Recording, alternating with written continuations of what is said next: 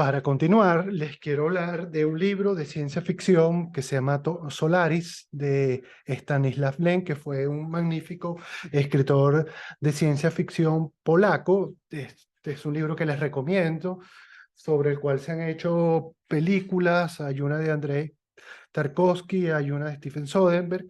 Y bueno, es un libro que trata en un futuro en el cual ya la humanidad está explorando el cosmos, ¿no? Y en estas exploraciones se consigue con un planeta que llaman Solaris, que está rodeado de una atmósfera muy particular, ¿no? Que es una atmósfera que puede formar figuras como esta que ustedes ven aquí, y en el libro hay capítulos enteros que se dedican a hacer clasificaciones de estas figuras. Y bueno, y el argumento tal vez más importante del libro tiene que ver con que en la Tierra llevan años, décadas, inclusive discutiendo sobre una posibilidad. Y es la siguiente, y es que, por ejemplo, se ha logrado establecer que la atmósfera de este planeta interactúa con los seres humanos. Y la pregunta que está en el centro del argumento del libro, ¿verdad?, es si ese planeta, esa atmósfera, es una suerte de inteligencia. Y el problema está, y es por eso que lo estoy planteando aquí, es qué ocurre si nosotros en algún momento nos conseguimos con una forma de inteligencia tan radicalmente diferente a la nuestra que ni siquiera seamos capaces de identificar como tal. Bueno, ¿qué tal si algo así realmente ocurre? Veamos. Fíjense, los avances de la biología molecular, ¿verdad?, y de la biología celular actuales nos permiten identificar a las plantas, múltiples sentidos en las plantas. De hecho, muchos más sentidos que los que tenemos nosotros los humanos.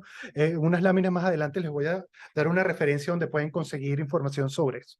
Por ejemplo, miren esta imagen que está aquí, es lo que pasa. Esto intenta simular qué ocurre cuando una planta, por ejemplo, un insecto, se empieza a alimentar de una hoja. Y lo que vemos es que se dispara una señal que involucra a toda la planta. Pero además, hoy en día sabemos que las plantas se comunican entre sí a través de un lenguaje químico. Vean este ejemplo. En algún momento en Botswana, a un conjunto de antílopes los encerraron en una especie, si quieren, como de un potrero, ¿no? Bueno, y lo que ocurrió es que al poco tiempo se murieron estos antílopes, y se murieron muchísimos. Estamos hablando de algo así como la muerte de 50.000 antílopes. Y bueno, y fue realmente algo muy complicado de determinar cuál era la causa de la muerte de estos antílopes. Lo que se consiguió es lo siguiente. Bueno, que a medida que estos antílopes se empezaron a alimentar de las gramíneas que estaban ahí, cuando se acabaron estas plantas de porte más bajo, empezaron a ramonear y alimentarse de los árboles que eran acacias, ¿no? Bueno, entonces lo que ocurrió es que los árboles de los cuales se estaban alimentando liberaron una sustancia química que alertó a los otros árboles, incluso árboles de los cuales no se habían comenzado a alimentar los antílopes, y entonces los árboles empezaron a producir una sustancia tóxica que fue lo que terminó matando a estos animales. Entonces, ya es aquí donde llegamos al punto crucial. Bueno, ¿es posible que exista algún tipo de inteligencia en el mundo vegetal? Bueno, eso va a depender mucho del concepto que nosotros utilicemos, porque si nosotros utilizamos una definición de inteligencia que sea profundamente antropomórfica y antropocentrada, es decir, que esté diseñada para caracterizar a nuestro tipo particular de inteligencia, probablemente la respuesta va a ser no. Pero si nosotros, y es lo que han sugerido este grupo de autores que ustedes ven en la parte inferior de esta lámina. Además, es un grupo amplísimo de autores y de investigadores que están trabajando en este tema. Si uno define a la inteligencia como la capacidad de identificar y solucionar un problema, bueno, nosotros podríamos argumentar que este ejemplo que les acabo de mencionar muestra eso, precisamente. Más aún, en el ápice de las raíces hay una zona que se llama la zona de transición, que es una zona sumamente sensible, mucho más sensible que cualquier sentido que se consiga en los animales. Y una cosa que ocurre es que las plantas son capaces de liberar a través de sus raíces auxinas. La auxina es una hormona vegetal. Y esas auxinas pueden liberarse al suelo y otra raíz identificarla. Bueno, si ustedes lo piensan un poco, y nos liberamos de algunos prejuicios que tenemos. Bueno, eso es exactamente lo que ocurre en nuestro cerebro entre dos neuronas cuando se libera un neurotransmisor que viaja de una neurona a la otra. Eso ha llevado a plantear que en las plantas puede existir algo similar a lo que se conoce en ciencia como inteligencia de enjambre. Esto es un tipo de inteligencia que es fundamentalmente un comportamiento descentralizado, ¿verdad? Que ocurre entre agentes muy simples que toman decisiones que también son simples en función de información parcial de su entorno. Y eso, ¿verdad? Se traduce en comportamientos globales muy complejos. Eso produce propiedades emergentes, como es lo que, por ejemplo, es similar a lo que hemos visto en la construcción de termiteros, ¿verdad? Y además, esto permite solucionar problemas como el caso que acabamos de ver. Y eso ha llevado a rescatar algo que parece muy novedoso, pero que en realidad es una hipótesis muy antigua del propio Darwin, y es que porque las raíces pueden funcionar como una especie de cerebro en el mundo vegetal. Y si a lo que les he contado le sumamos el hecho que este intercambio, ¿verdad?, de información a través de las auxinas no solamente ocurre entre las raíces de una misma planta, sino puede ocurrir entre individuos diferentes, inclusive de especies diferentes, nos damos una real magnitud de lo que estamos hablando.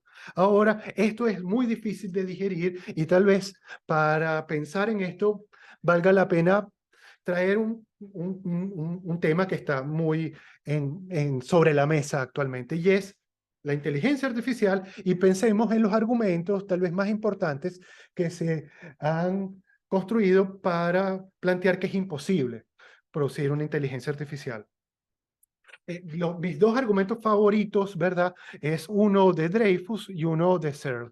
Y es interesante que estos son dos filósofos muy importantes, cada uno de ellos, que están inscritos en dos escuelas de filosofía que son diferentes, opuestas, lo que se conoce como la filosofía continental, que hace referencia a la filosofía europea, particularmente en este caso estamos hablando del existencialismo, y el otro, ¿verdad?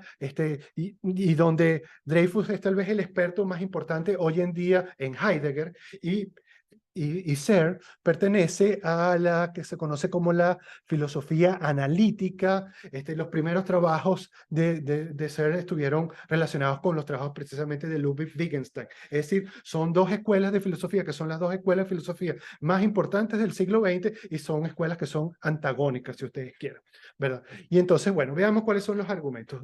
Dreyfus plantea, ¿verdad?, algo que podemos pensar como en lo siguiente. Ustedes saben que existe el problema de los tres cuerpos, que por cierto es el nombre de un libro de ciencia ficción, pero también de un fenómeno importante en la historia de la física. Y es el hecho que si nosotros tenemos tres cuerpos celestes, ¿verdad?, que se influencian los unos a los otros a través, por ejemplo, de gravedad, bueno, no se puede construir un sistema, ¿verdad?, de ecuaciones que explique su comportamiento.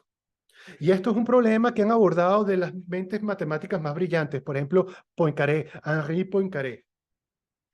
Entonces, esto nos habla de una limitación estrictamente matemática. Por supuesto, esto no aplica a las plantas, pero sí es interesante la siguiente parte del argumento, porque lo que plantea Dreyfus es que, bueno, pero que no podamos construir expresiones matemáticas para representar eso, o soluciones matemáticas, mejor dicho, no significa que no ocurra, porque constantemente los planetas están desplazándose los unos con respecto a los otros y siendo influidos los unos por los otros. Es decir, eso ocurre y es un cómputo gratis que existe. De la misma manera, por ejemplo, que si nosotros agarramos agua jabonosa y un instrumento de estos que permite producir burbujas, las burbujas adquieren una forma esférica, que es una forma que minimiza su superficie. Y esto sin la necesidad de que la burbuja solucione un integral. Bueno, de la misma manera, tal vez nuestro cerebro tiene una estructura que permite el cómputo gratis, que es una estructura por ciento fractal muy similar a la de las de las raíces bajo la Tierra. Y si lo pensamos, fíjense ustedes, estos modelos recientes de inteligencia artificial que nos sorprenden con su capacidad, por ejemplo, de redactar un texto, para conseguir ese nivel se requieren entrenarlos y para este entrenamiento se utilizan ingentes cantidades de energía. Sin embargo, nosotros con tomar un café y comernos unas galletas ya tenemos energía suficiente para redactar una página. Es decir, en este caso también estamos hablando de cómputo gratis y esto es perfectamente aplicable a las plantas. El otro gran argumento tiene que ver con algo que se conoce, que es un experimento mental que se conoce como la habitación china, the Chinese Room, y hace referencia a lo siguiente. Imagínense que ustedes, ¿verdad?, están dentro de una habitación, ¿verdad?, donde ustedes tienen un libro que es una especie de manual de instrucciones. Y entonces a ustedes en esa habitación les introducen unas preguntas que están escritas en chino. Y ustedes siguiendo ese manual, a pesar de que ustedes no hablan chino, ustedes siguiendo ese manual son capaces de elaborar una respuesta que cuando se le entregan al usuario, él la entiende y queda satisfecho. Pero la pregunta de ser aquí es, ¿la persona que está dentro de la habitación china habla chino? ¿Verdad? Y es un argumento particularmente fuerte contra la posibilidad de construir inteligencias artificiales.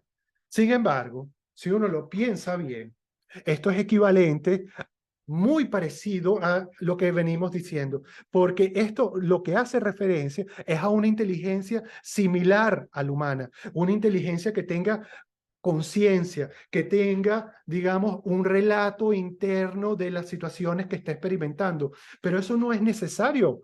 Eso no es un requisito sine qua non para una inteligencia. Por supuesto que aquí nadie está planteando que en las plantas se generan un relato interno similar a lo que nosotros hacemos, pero eso no quiere decir que no tengan una inteligencia que les permita solucionar problemas. Este es un tema muy controversial en el cual ustedes tienen que construirse una opinión. Si a ustedes les interesa el tema, por supuesto que les recomiendo las bibliografías que estaban en las partes inferiores de las láminas anteriores, pero particularmente les recomiendo este video que tienen ahí el vínculo a YouTube, que es un video de Stefano Mancuso, que es una de las personas de los investigadores centrales en esta área, y también su libro que aparece ahí. Bueno, con esto termino este video.